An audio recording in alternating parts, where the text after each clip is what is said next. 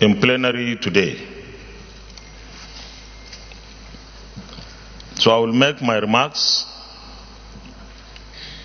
before the committees are inaugurated.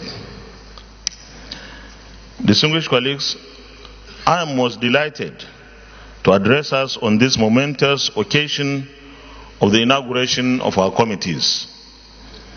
This occasion is a departure from previous ways of inaugurating the committees. We have resorted to this in order to save very precious time. The Senate received the medium-term expenditure framework and fiscal strategy paper this morning. As the preparations for the appropriation 2020 is on top gear and could be received soon, our committees need to be ready to perform their functions. Time, therefore, is of essence.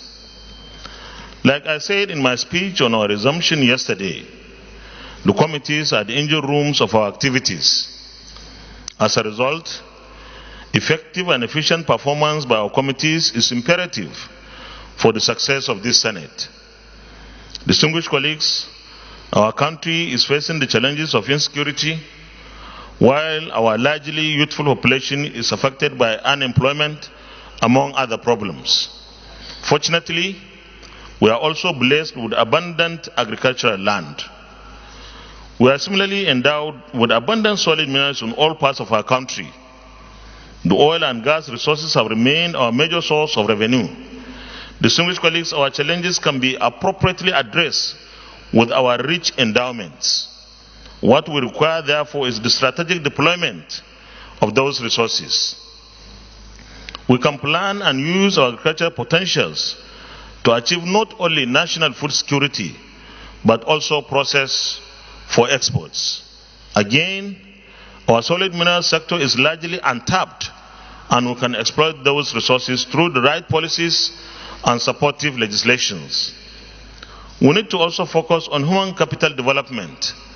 It is inevitable that we have to improve government investments in education and health if we want to create the critical mass of workforce for the knowledge-based economy of present times. Our petroleum industry is almost stagnant and for long needing profound reform. Our oil and gas related committees are therefore expected to work hard to take the lead in our determination to reform this very vital sector. It is the desire and indeed the design of this Senate that the Petroleum Industry Bill, PIB, is passed before the end of 2020 by the grace of God. The security architecture of our country has not achieved the desired results of providing the needed security to our citizens. Our security agencies need better funding and other resources for better performance. As security is fundamental responsibility of government, no amount of investment is too much. Our security-related committees are therefore challenged to assess and review both the architecture and structure of our security agencies towards improved efficiency. Distinguished colleagues, as we said to start our committee activities, the Senate expects the total cooperation of the executive arm of government. The Senate expects the honored ministers and head of agencies of government to be forthcoming and responsive to the engagement requests of our committees. Our committees will undertake regular oversights with a view to ensuring that government programs and projects are properly executed for the benefit of our citizens. We will give the committees all the necessary support to function at the optimum, just as we enjoin them to leave no stone unturned in the bid to execute their mandates. Our target is to achieve the set goals of taking Nigeria to the next level. As committees are the engine rooms of the legislature, so are the MDS to the executive. This is why there is the need for cooperation, consultation, partnership, and synergy between the two arms of government. The MDAs are hereby called upon to harness the opportunity of the existence of our committees in the execution of their mandates. We must have a unity of purpose. Distinguished colleagues, as a bicameral legislature, we must work seamlessly and cordially with our counterparts in the House of Representatives. The committees of both chambers need to work together for better legislative outputs. The National Assembly has one objective: to make laws for the good governance of our dear country.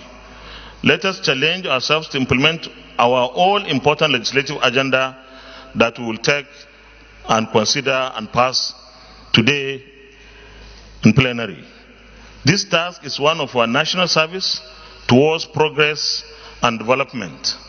On this note, distinguished colleagues, it is my privilege and honor to inaugurate the entire committees of the 9th Senate of the Federal Republic of Nigeria. We wish our committees the best, very successful engagements, very successful outputs as they start their work from today. Thank you and God bless all of us. Senate leader, no, not to respond. We'll go with business of the day. The Senate has spoken, and I thank him on behalf of all the chairmen and members of the committees. The first business of the day, Mr. President, is the presentation of a bill standing in the name of Senator Suswan Gabriel Torswa